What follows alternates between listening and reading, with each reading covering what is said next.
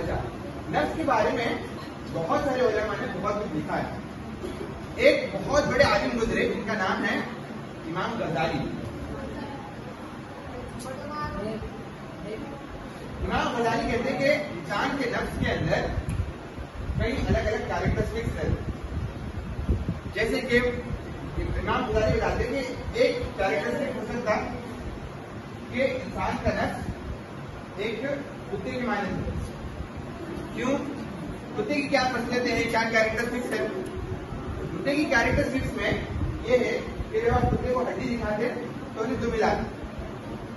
आप कुत्ते को जब पत्थर उठाते हो भाग जाता, तो उसके अंदर एक वफादारी वाला कैरेक्टर भी है, एक डरपोक वाला कैरेक्टर भी है।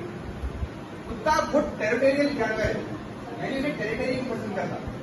अगर आप देखते कि ये गली के अंदर एक कुत्ता है और गली के आखिर में एक और एक कुत्ता आगे खड़ गया तो कुत्ते को बहुत गुस्सा आता और उन्हें भोंकना शुरू कर देता।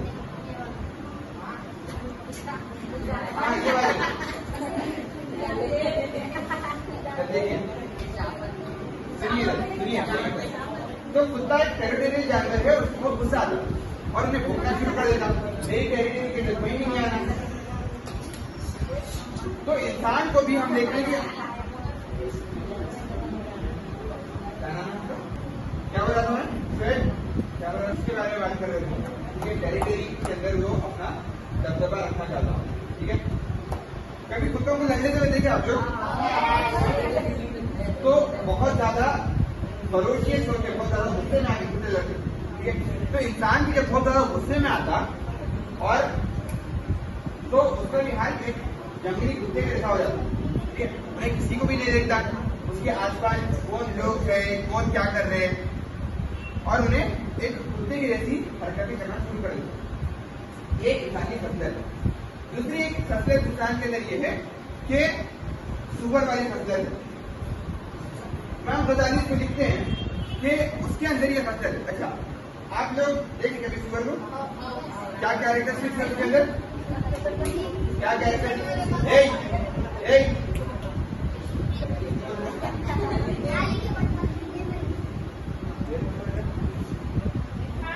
तो सुअर नाली के अंदर रहता, गंदगी में रहता। एक और कैरेक्टरिस्टिक सुअर का ये है कि उन्हें जो मिला वो खाता है। ठीक है, अच्छी चीज बुरी चीज उसके अंदर कोई ऐसी कमी नहीं है। कुत्ता तो भी थोड़ी अच्छी चीज खाता, हड्डी खाता है, गोश्त खाता, लेकिन सुअर ऐसी कोई चीज नहीं, जो मिला वो खाता नहीं, गंदगी भी खाता। ठीक है, तो इंसान के अंदर भी ऐसी कैरेक्टरिस्टिक है। कैसा है ऐसे कैरेक्टरिस्टिक उसके अंदर कि कुछ इंसान इतने गरीब हो जाते हैं कि उनको हराम हलाल किसी भी चीज खरीद काफी नहीं रहती। उनको आप हलाल कमाना या हराम कमाना इसके अंदर उनको डिफरेंस मालूम नहीं होता।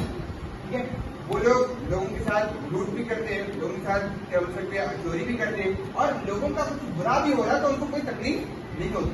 ठीक है, इतने बेहिस सोसाइटी से इतने बेहिस हो जाते हैं लोग।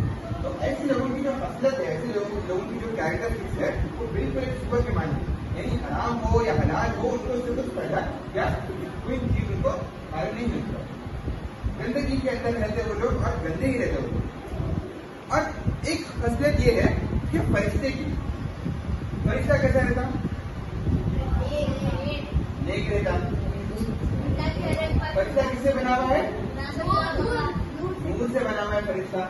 फरिश्ता क्या काम करता, जो चीज के अल्लाह ताला ने उसको फरमाया है, जो चीज के अल्लाह ताला उसको ड्यूटी दे दी है, उसका काम ये है कि उसकी वो फरमाबरदारी है। और अल्लाह ताला की फरमाबरदारी के अलावा उन्हें कुछ नहीं कर सकता। कुछ कर सकता है, कुछ भी नहीं कर सकता। ठीक है, एक और ये फसल इंसान के अंदर शैतान की, शैतान किससे बना हुआ है, आग से बना हुआ है। ठीक है, तो आग के अंदर जो लोगों को जलाने वाली कैफियत है, आग के अंदर लोगों को नुकसान पहुंचाने वाली कैफियत है, आग के अंदर लोगों के अंदर आग के अंदर क्या है, आग ऊपर उठती नहीं उठती। तो शैतान के अंदर भी क्या है, इसी तरीके से शैतान के अंदर तकब्बुर है। तो इंसान के अंदर भी वो तकब्बुर रहता। कभी कभी इंसान इतना तकब्बुर वाला हो जाता कि उसको ये भी उन्हें भूल जाता है कि उसको बनाने वाला अल्लाह ताला है। वो दुनिया के अंदर एक मखलूक है, उसको क्रिएट किया गया है दुनिया के अंदर, वो कमजोर है, वो अगर चाहे तो एक सेकंड में भूल जाता हूँ और दुनिया के अंदर तकब्बुर करता हूँ। दुनिया के अंदर मैं सबसे बड़ा हूँ। एक सबसे बड़ा तकब्बुर करने वाला इंसान जो था जमीन के ऊपर, फिरौन उसका नाम था। फिरौन क्या बोलेगा अपने आप को? मैं खुदा हूँ, मिला था अपने आप को, मैंने रब्बुकुम को मिला था, मैं सबसे बड़ा रब्बुकुम बोल दिया था अपने आप को। क्या हुआ उसका हाल? आज तक उसकी बॉडी म्यूजियम के अंदर लाश बनके रखी हुई है। ठीक है, तो ये एक तकब्बुर वाला नेचर भी इंसान के अंदर आ सकता है। एक और नेचर इंसान का है, इंसान वाला नेचर। इंसान वाला नेचर हमको किससे मालूम होता? आदम अलैहिस्सलाम से मालूम। ठीक है, आदम अलैहिस्सलाम की हम स्टोरी अगर देखें तो क्या मालूम होता? आदम अलैहिस्सलाम को अल्लाह ताला जब बनाए और अल्लाह ताला आदम अलैहिस्सलाम के जिस्म के अंदर रूह फूक गए, तो आदम अलैहिस्सलाम और हव्वा अलैहिस्सलाम को कहाँ रहने के लिए कहा गया था? जन्नत में रहने के लिए कहा गया था। क्या करने के लिए कहा गया था? आप सब कुछ खा सकते हैं सिवाय एक झाड़ के फल के। ठीक है, वो झाड़ का फल आपको नहीं खाना है। किस चीज की? अल्लाह ताला ने वार्निंग के साथ बहुत बड़ी इम्तिहान उनके सामने रखी। आदम अलैहिस्सलाम क्या करे इसके बाद में? भटकाया और आदम अलैहिस्सलाम फल खा लिए। इसके बाद कौन आदम अलैहिस्सलाम क्या करे? माफी मांगे। तो इंसान की जो फसलत है, इंसान की जो कैरेक्टरिस्टिक्स है, इंसान की जो फितरत है, इसके अंदर नदामत है। क्या है? हम्बलनेस है, ये आजिज़ी है।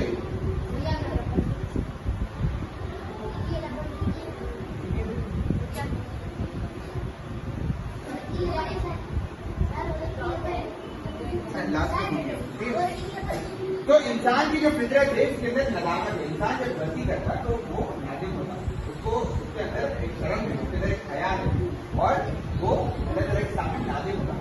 सबसे पहली चीज जैसे आदम अलैहिस्सलाम को रियलाइज हुआ, आदम अलैहिस्सलाम बोले रब्बना ज़लमना अनफुसना व इन लम तग़फिर लना। ठीक है, तो ये दुआ आदम अलैहिस्सलाम पढ़े, जिसके अंदर इसका मतलब ये है कि ऐ मेरे रब, मैंने अपने हाथों से अपने ऊपर जुल्म किया है। अल्लाह ताला मुझे बोले थे कि मैं वो फल नहीं खाऊं, लेकिन भी मेरे हाथों से जुल्म हुआ कि मैं वो फल खा लिया। ठीक है, तो इसके बाद में उन्होंने बोले अगर यार आप माफ कर नहीं करे तो उसको कोई दुनिया के अंदर माफ करने वाला नहीं है। हम खसारे में होंगे, हम नुकसान उठाने वाले होंगे। इसके बाद में ये स्टोरी हमको समझ में आता है कि इंसान के अंदर जो कैरेक्टर इंसान की जो फितरत है वो क्या है? आजिज़ी वाली फितरत। ठीक है, इंसान के अंदर हम्बलनेस है, इंसान के अंदर अल्लाह की तरफ वापस पलटने वाला नेचर है। आपको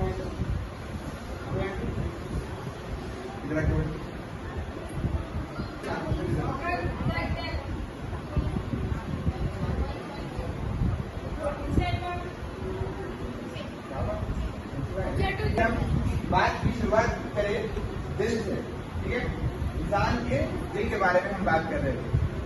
तो इंसान के दिल को कुछ चीजें हैं जो पोल्यूट कर, आपने फरमाया कि जिस तरीके से लोहे को जंग लगता उस तरीके से इंसान के दिल को जंग लगता। कैसे लगता है जंग?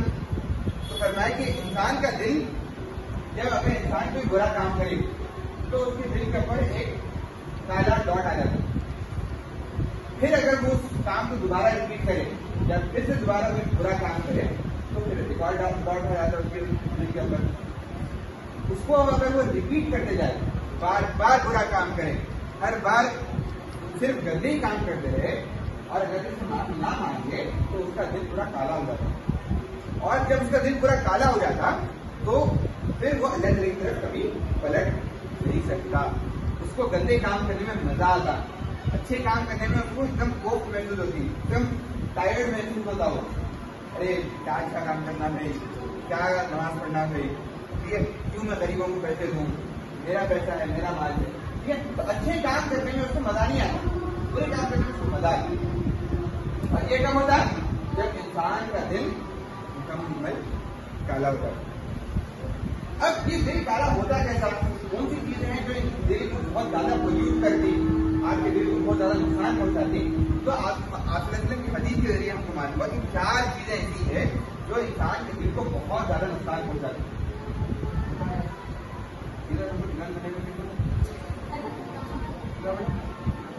4 चीजें हैं जो इंसान के दिल को बहुत ज्यादा नुकसान पहुंचाती है। कोई गेस करके बता सकता है वो क्या चीजें क्या है? क्या हो रहा हो?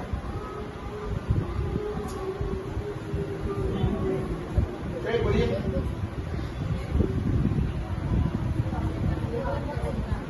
आप लोग यहाँ पे आ जाओ, बोलना।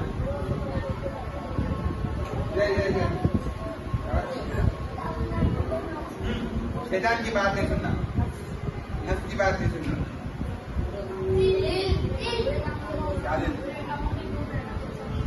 ठीक है, कौन से बुरे काम से दूर रहना? नहीं करना, ठीक है, वेरी गुड, ठीक है, अच्छा पॉइंट आ रहा है। गालियां नहीं देना, झूठ बात नहीं देना, ठीक है। तो फर्स्ट पॉइंट यही। आप तो नहीं बोल रही, पता नहीं आपको कौन सी शर्म है, बच्चे बोल रही तो उनका पता कन्वर्ट होना चाहिए।